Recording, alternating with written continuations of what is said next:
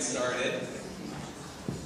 My name is Brett Smith, and I'm the Programs and Events Planner here at the Rockwell. Thank you all so much for being here tonight. Before I introduce our guests, I have just a few announcements for you. I'm thrilled to let you know that the Rockwell Museum is launching a special holiday exhibition called the Gingerbread Invitational.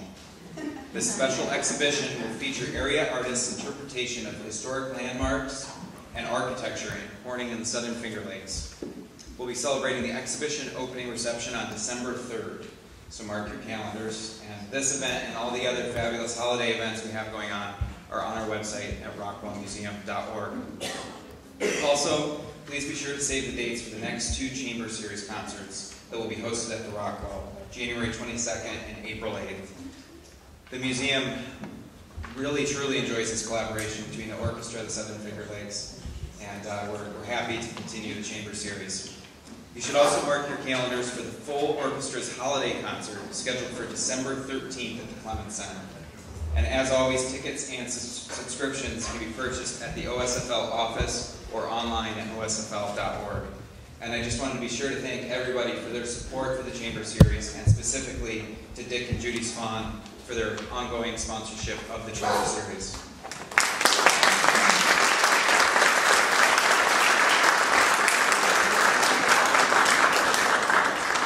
Now on to this evening. Kicking off this season's Chamber Series is the orchestra's principal tuba, Dave Unland. Joining Dave is the resident brass quintet, comprised of OSFL musicians Scott Kelly and Jeff Stempian on trumpets, Terry Martins on French horn, and Craig Harrigan on trombone. The ensemble will perform works for tuba solo and brass ensemble, and will be joined by local composer Anthony Posh, whose compositions will be featured. Other artists collaborating with this group are soprano Rebecca Posh, dancer and choreographer Indira Dominguez, and pianist Sean Stafford. The impressive backgrounds for all of these artists can be found in the program that was left on your chair. It is my pleasure to welcome Dave Unland and the resident brass quintet.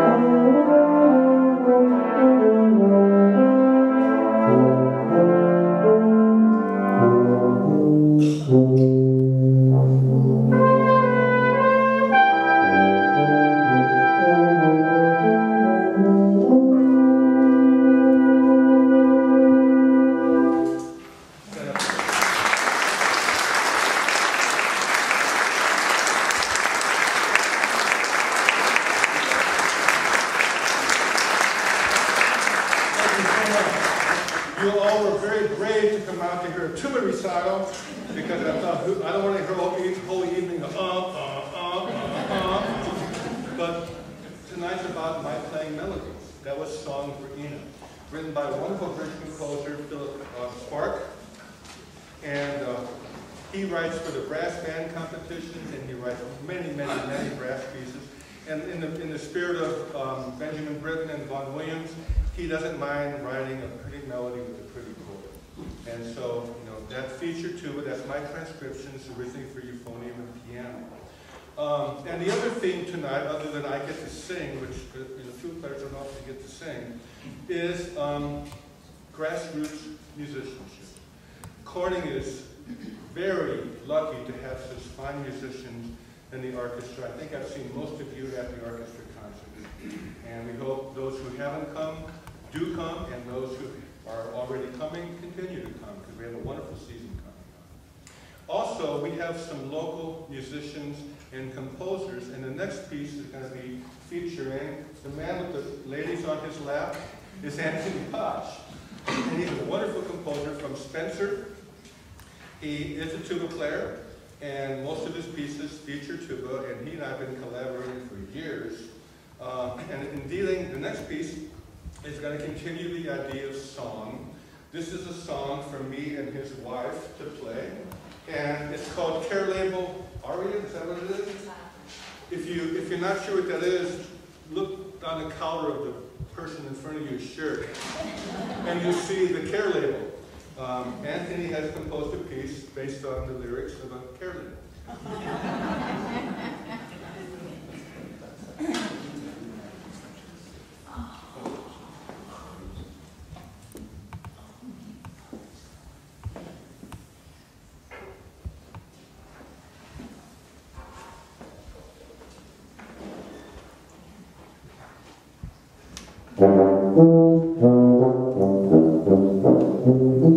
She was cold, 17, only not chlorine bleach, 17, only not chlorine bleach, 17, only not chlorine bleach. She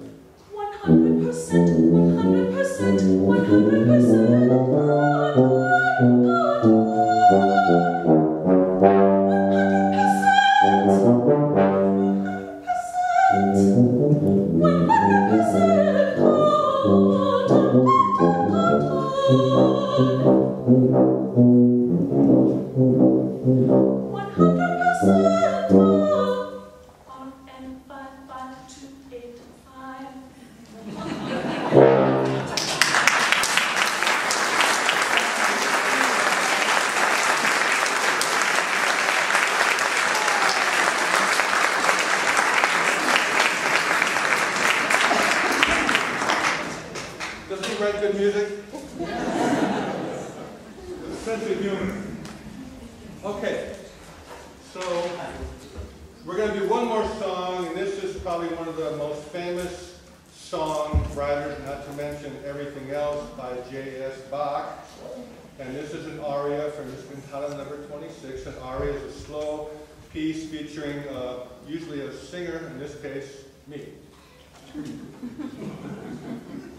If Bob turns over in his grave,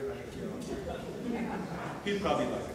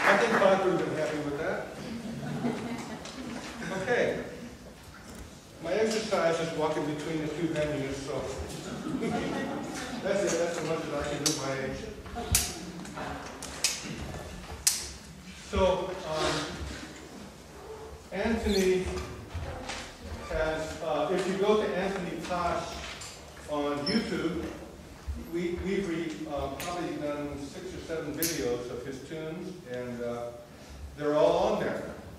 This one is called Tuba, Bedsheet, and Birdie. Show me your birdie, man.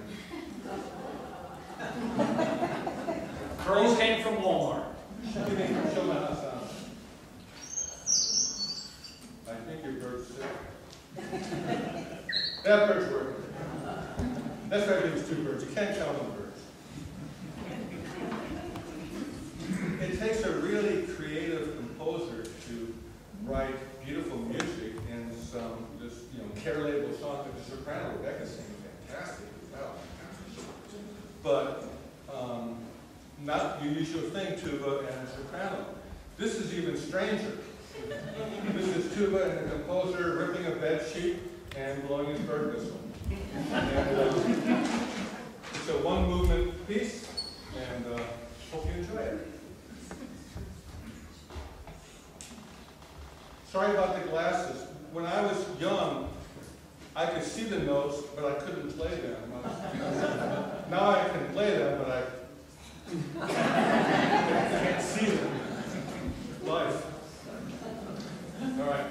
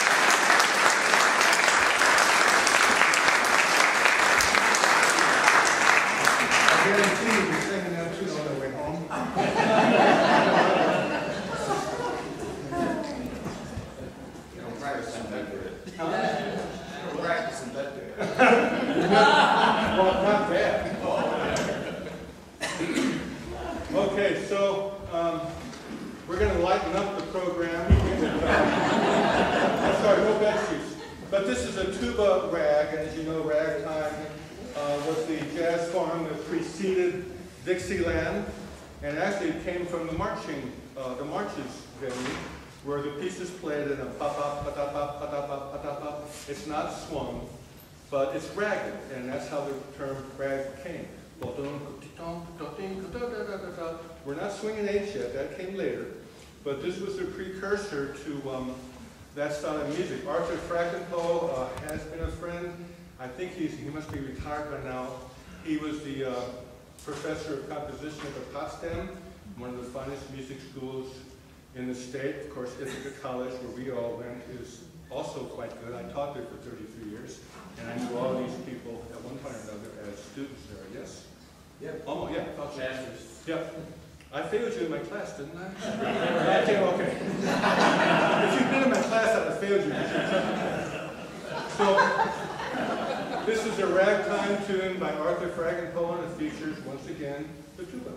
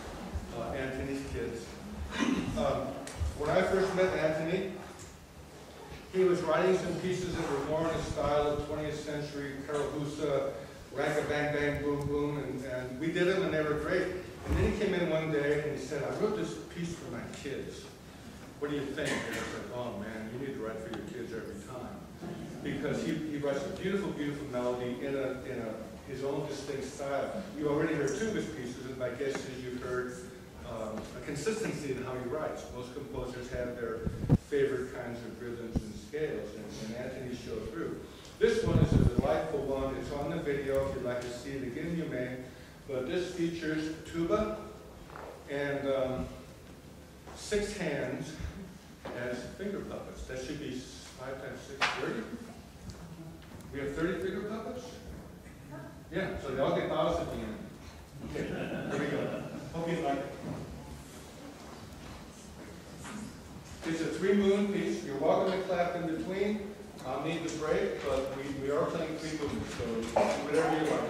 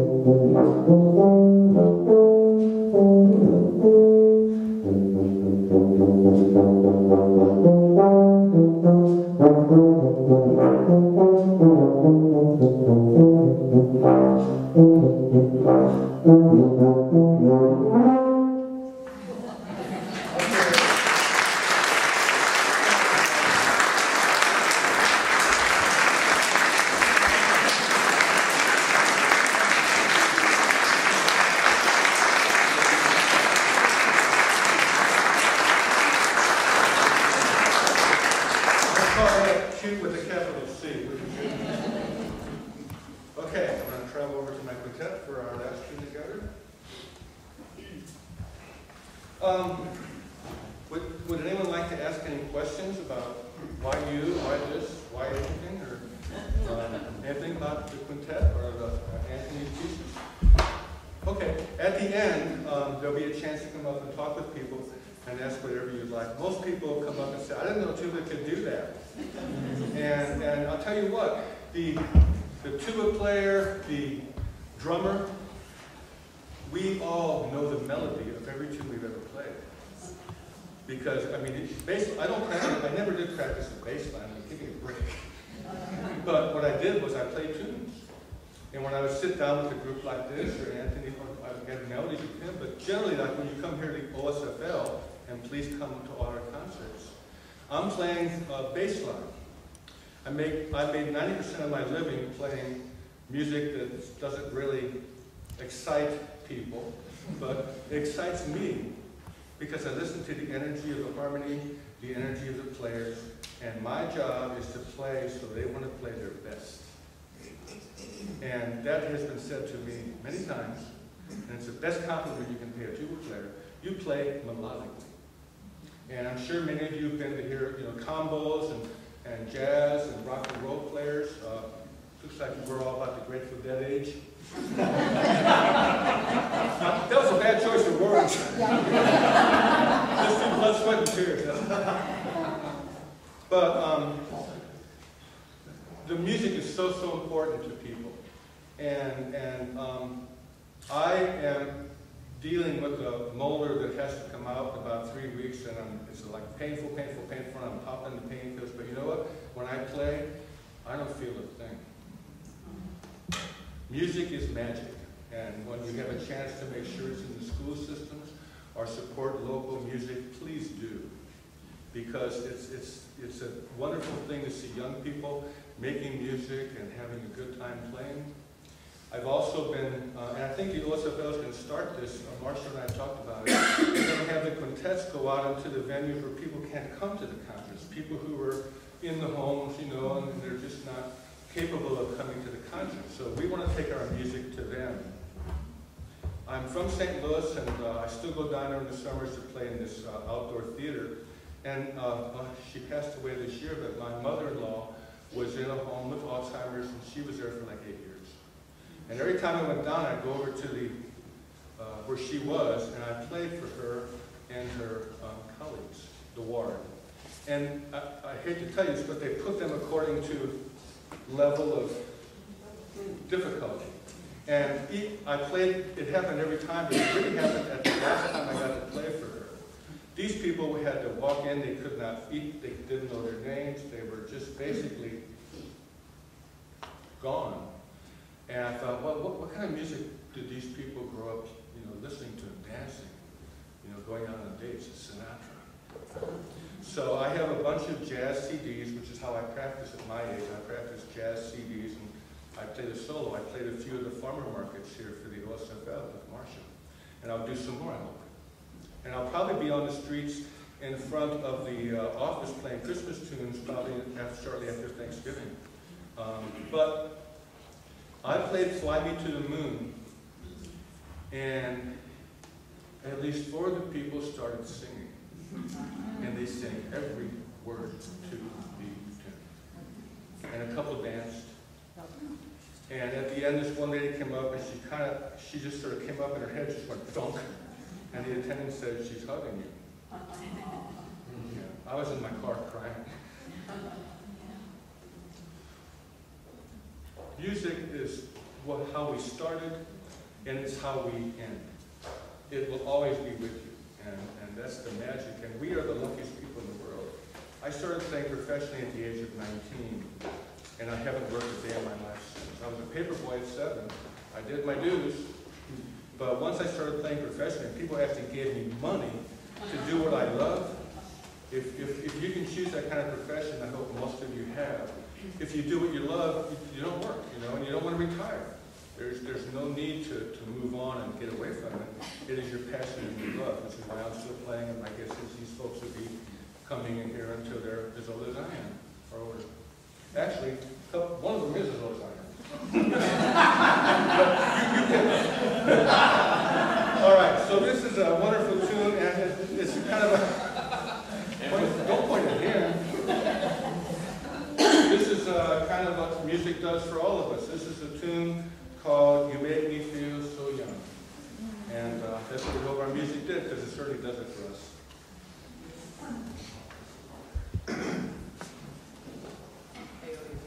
Yeah, kicking the butt.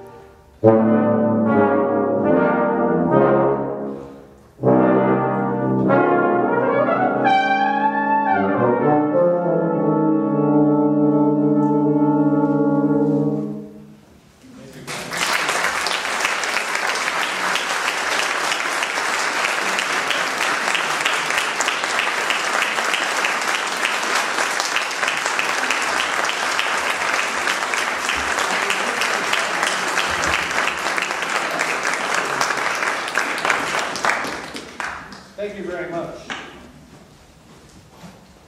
So, what we had tonight is sort of a multimedia thing, in that we had guys tearing sheets up, we had bird whistles, we had a wonderful singer, my gosh, so wonderful, and then a finger puppet show. So we're talking multimedia, and that's what really the Rockwell is. It's not only picture art, it's performance art. All the arts are pretty much the same, because we all are expressing feelings that are otherwise not stated in an artistic manner. And I'm not sure if any of you have ever heard this term. It's called synesthesia. I'm covering for them to move the stuff out. It's so interesting. Synesthesia. It means, I have 3 friends who have this, including 2 kids. It's when you hear a sound, you not only have perfect pitch, you see a color, you smell an aroma, you feel a texture like corduroy or silk or cotton. And these folks, it's amazing. I had this one lady said, I didn't tell anybody for 20 years because I thought they'd think I was crazy. But synesthesia, there are quite a few people who have this. My guess is there's at least one person, because it's like 1 in 100, have it. And it means you hear a sound, you taste an orange, you see brown, you see one of my friends sees that I play a note, she goes, oh, that's a square. Oh, that's a red octagon stop sign. And it's a really neat thing, because if you read back to when we started, and if you believe in evolution, I don't want to get into that too much, but initially all the animals, the creatures, were synesthetic. They sensed everything as a whole. And it's only when we became specialized as humans that we broke it down to sight, sound, smell, taste, and texture. But the arts are all one thing, and so that's the neat thing about this whole environment, and why I want to thank, by the way, Rockwell Museum for featuring us and doing this. Bravo to them.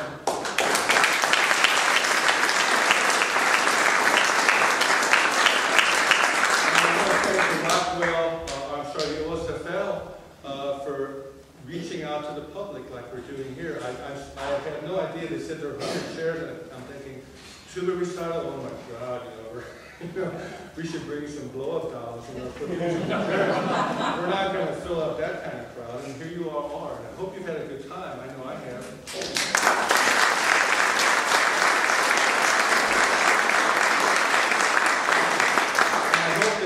One of the things that's really interesting is when you come to see OSFL, you see these people who look like penguins up on the stage, with their black and white, and we sort of play, and then we look at the audience and we walk off. And you think, wow, who were they? Are they people or what? And when I do a recital, I always want to make sure that you realize we're human beings. We're all in this together. And so we're going to play a tune now. Also by Anthony, and this features a wonderful dancer and choreographer Indira, and my friend Sean on jazz piano. And this is called Sock Sorting Dance.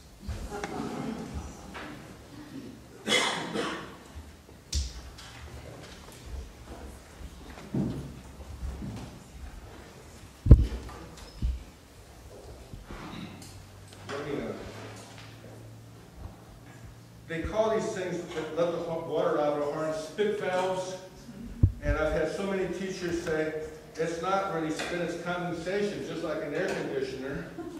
And my next comment is, so drink it. So far, no one has had the guts to do that.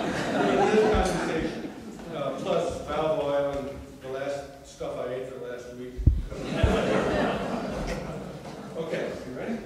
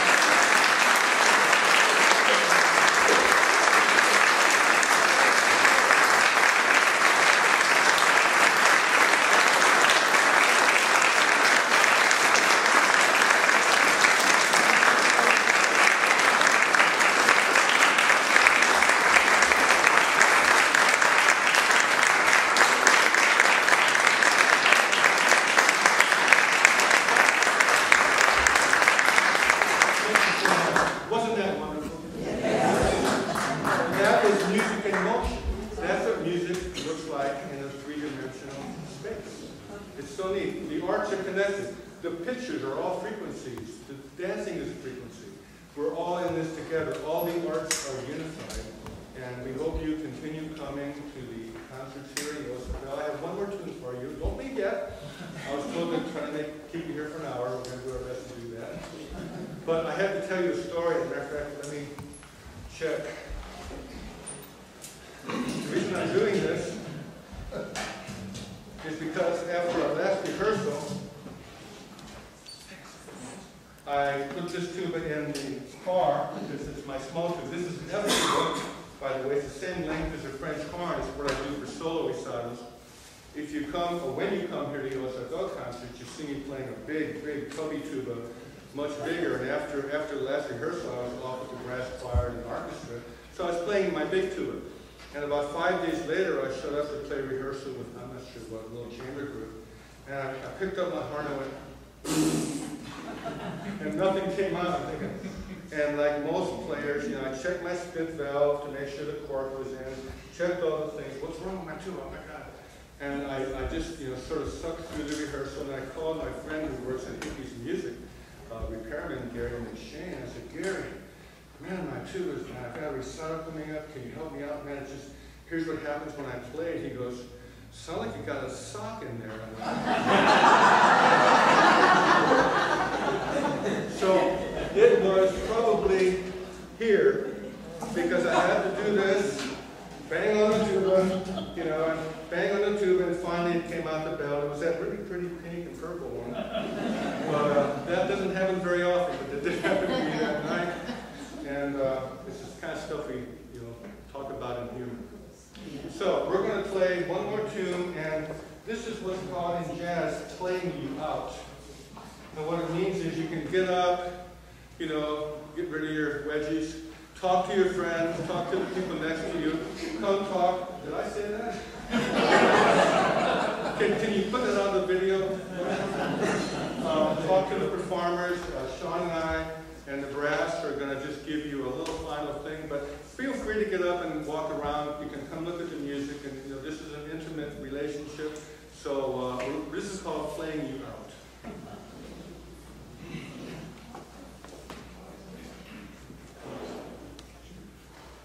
Thank you.